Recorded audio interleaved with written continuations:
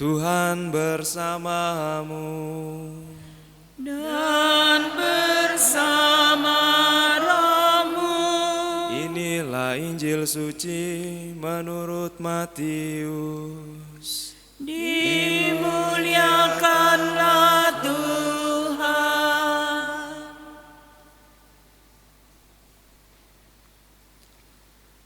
Sekali peristiwa, Yesus berkata kepada imam-imam kepala serta tua-tua bangsa Yahudi, "Dengarkanlah perumpamaan ini. Seorang tuan tanah membuka kebun anggur dan menanam pagar sekelilingnya. Ia menggali lubang tempat memeras anggur dan mendirikan menara juga di dalam kebun itu. Kemudian ia menyewakan kebun itu kepada penggarap-penggarap, lalu berangkat ke negeri lain. Ketika hampir tiba musim petik, ia menyuruh hamba-hambanya kepada penggarap-penggarap itu untuk menerima hasil yang menjadi bagiannya. Tetapi para penggarap menangkap hamba-hamba itu, yang seorang mereka pukul, yang lain mereka bunuh, dan yang lain lagi mereka lempari dengan batu. Kemudian Tuhan itu menyuruh pula hamba-hamba yang lain, lebih banyak daripada yang semula. Tetapi mereka pun diperlakukan sama seperti kawan-kawan mereka. Akhirnya Tuhan itu menyuruh anaknya kepada mereka. Pikirnya, anakku pasti mereka segani. Tetapi ketika para penggarap melihat anak itu, mereka berkata seorang kepada yang lain, "Ia adalah ahli waris, mari kita bunuh dia, supaya warisannya menjadi milik kita." Maka mereka menangkap dia dan melemparkannya keluar kebun anggur itu, lalu membunuhnya.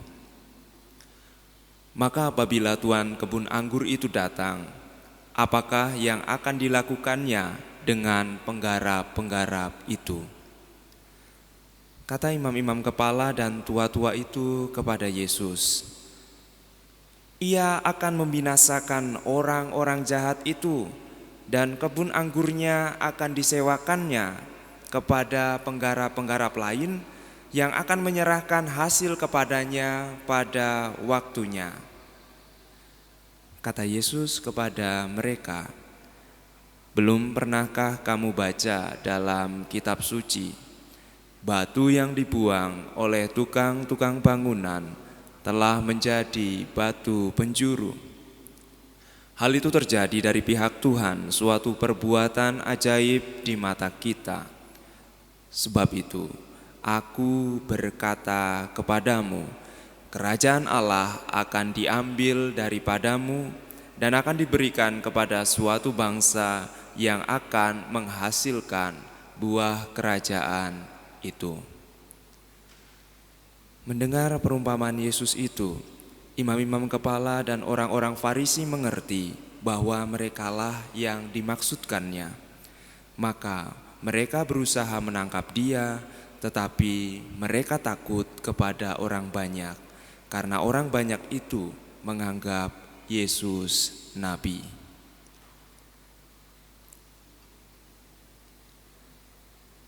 Demikianlah sabda Tuhan. Terpujilah Kristus.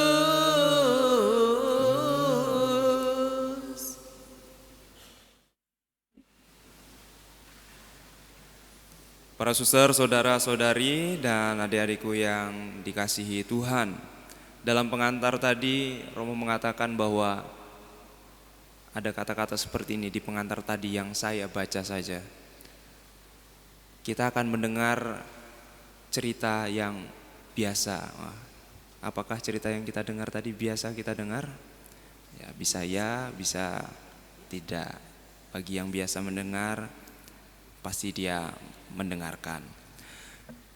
Dalam antifon pembuka dikatakan bahwa saat kita berharap pada Tuhan, kita tidak akan dikecewakan. Saat kita berharap kepada Tuhan, kita tidak akan dikecewakan. Tapi dengan satu syarat, bahwa kita menggunakan ukuran Tuhan di dalam diri kita dan bukan memaksakan ukuran pribadi kita untuk diri kita, memaksakannya kepada Tuhan. Maka apa yang dikatakan di antifon pembuka tadi sungguh-sungguh bisa terjadi. Saat kita berharap pada Tuhan, kita tidak akan dikecewakan. Saya beberapa minggu dan beberapa hari ini terus-menerus mendampingi retret anak-anak Xaverius, Yayasan Xaverius, dan semuanya berkutat tentang penanaman pendidikan karakter. Lalu saya ibaratkan bahwa karakter itu seumpama akar yang harus dirawat seperti tumbuhan, perlu disiram, perlu dipupuk, perlu disiangi dan dijauhkan dari segala hal-hal yang negatif. Maka pengalaman yang saya lalui bersama anak-anak itu, mereka boleh juga menuliskan kesan pesan mereka, dan ada beberapa tulisan yang mengatakan terima kasih Romo memberikan pengajaran, memberikan kami keterbukaan hati untuk mau belajar, dan semoga itu bukan hanya tulisan tetapi memang mereka lakukan. Maka saya rasa cocok dengan bacaan-bacaan yang kita dengarkan pada hari ini. Tadi titik tolaknya ialah saat kita berharap pada Tuhan, kita tidak akan dikecewakan, dengan syarat bahwa Tuhanlah patokan dari hidup kita. Saya punya keyakinan bahwa Tuhan menyiapkan dan memberikan tanggung jawab serta masa depan kepada masing-masing kita tidak melebihi dari yang mampu kita pikul. Tuhan menyiapkan, memberikan tanggung jawab dan masa depan tidak melebihi dari yang mampu kita pikul. Maka dari hal ini pun saya merefleksikan demikian. Kalau memang Tuhan memberikan sesuai dengan kemampuan saya, maka tidak perlulah saya iri dengan orang lain. Dan juga sebaliknya, tidak perlulah saya frustrasi ketika melihat diri saya ada kekurangan dan ketidakmampuan. Saya tidak perlu iri karena jangan-jangan belum tentu saya sanggup menanggung beban tekanan yang dialami oleh orang yang saya irii. Dan juga saya tidak perlu frustrasi terhadap diri saya, karena saat saya lemah di sebuah bidang tertentu, bisa saja saya refleksikan berarti Tuhan tidak menyiapkan saya di dalam hal tersebut. Maka dari kisah Yusuf tadi kita mendengarkan bahwa dari sebuah keirian, iri itu bisa berkembang menjadi banyak hal. Maka pantaslah bahwa iri dikategorikan ke dalam 7 dosa pokok yang bisa mengakibatkan dosa-dosa yang lain. Karena anak-anak Israel yang lain iri terhadap Yusuf, akhirnya muncullah ide untuk membunuh, membuang, kemudian bahkan menjual. Tetapi dari pengalaman yang buruk itu ternyata Tuhan mempunyai rencana, blessing in disguise. Ada rahmat di dalam keterpurukan.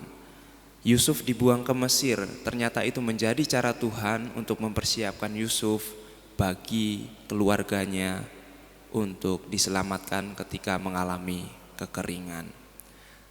Dan Injil pada hari ini mengumpamakan sebuah kebun anggur.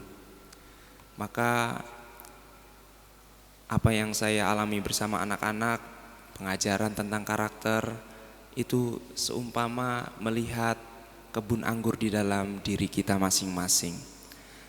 Tak perlu jauh-jauh melihat kebun yang ada di mana-mana, tetapi lihatlah diri kita seumpama kebun anggur yang perlu disiram, dipupuk, disiangi, dan bahkan dipagari agar berbuah banyak dan manis. Syaratnya kita memelihara kebun diri kita. Kalau kita tidak memelihara kebun diri kita, maka Tuhan akan mengambil semua yang ada di diri kita. Tetapi Tuhan tidak serta-merta mengambil. Ia mengutus orang-orang untuk mengingatkan kita. Tetapi bagaimana diri kita? Apakah sama seperti penggarap-penggarap yang jahat, atau kita bisa menjadi penggarap yang bisa dinasehati dan berubah? Kalau kita sudah tidak memelihara kebun diri kita, akan menjadi lahan kosong, atau juga bisa menjadi manusia yang benar-benar tidak ada isinya.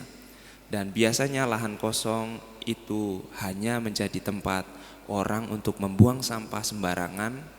Yang kedua juga kadang-kadang tempat kosong itu menjadi menyeramkan dan angker, akhirnya banyak dijauhi oleh orang.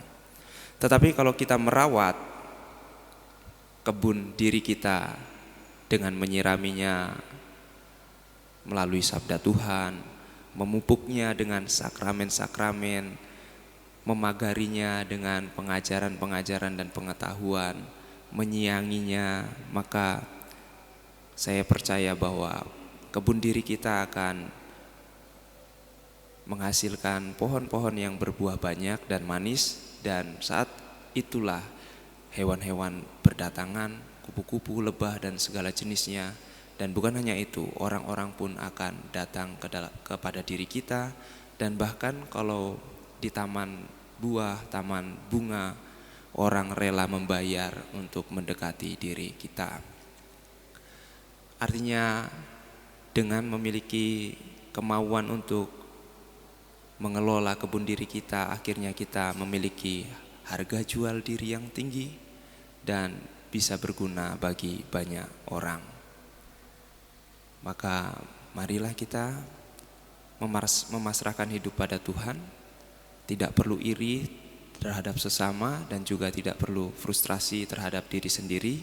Mari berusaha dengan sungguh-sungguh mengelola kebun diri kita dan mari berbuah banyak dan manis bagi banyak orang. Semoga Tuhan memberkati kita.